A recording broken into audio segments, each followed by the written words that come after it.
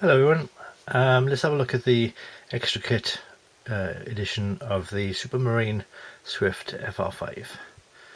Now, I did have the Airfix one, but I had to sell that a couple of years back when I reduced my stash, but that's another story altogether.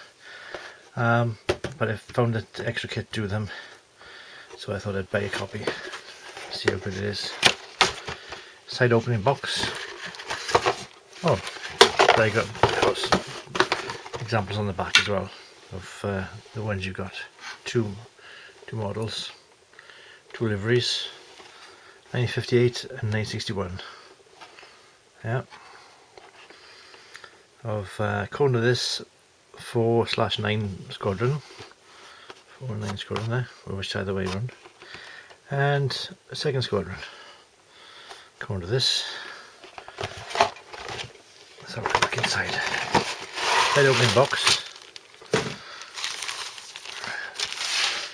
There's basic instructions in black and white. Nice, fairly clean in register decals by Tech Mod. So that's not too bad at all. I like that. Happy with those. Very standard instructions. You look a bit like this type of instructions you get from MCM and that type of Eastern European sort of manufacturer. So I'm not sure where Xtrakit make their kits, or have the kits made for them, or it's a reboxing perhaps, I don't know. But nice selection of parts, a lot of detail for an averagely priced kit. Got a little part diagram. Polyurethane parts. There's a separate molded ejector seat. A couple of different parts for the ejector seat. A clear part for the head-up display. But yeah, basic thing.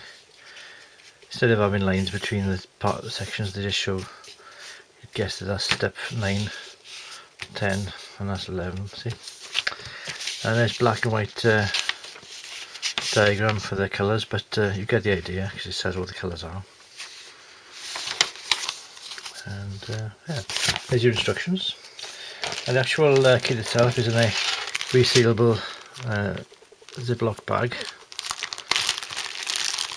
Resealable bag anyway.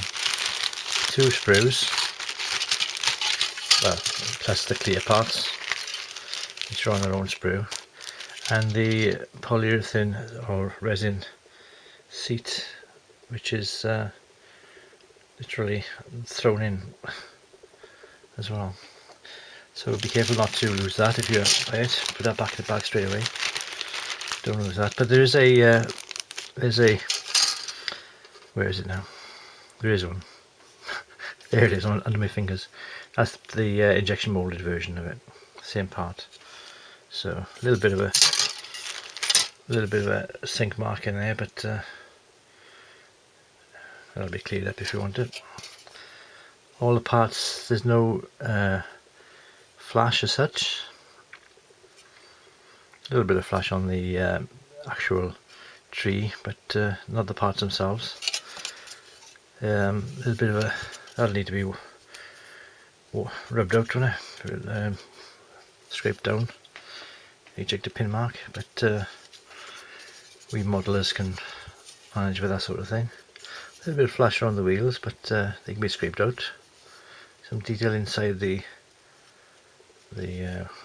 doors, there and there. It's enclosed wheel wells, so that's nice to have the surround inside, and recessed panel lines, and I think there's a decent amount of detail on them, so that's quite good. So yeah, the clear parts, let's look at the time, 4 minutes. Clear parts are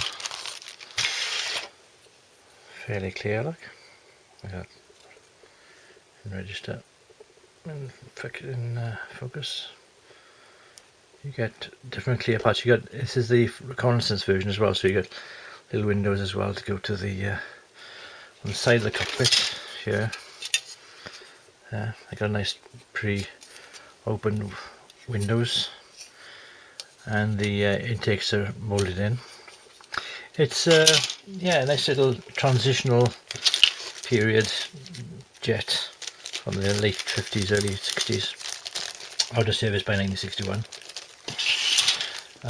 But it's a shame really, Supermarine didn't really catch on with the jet age.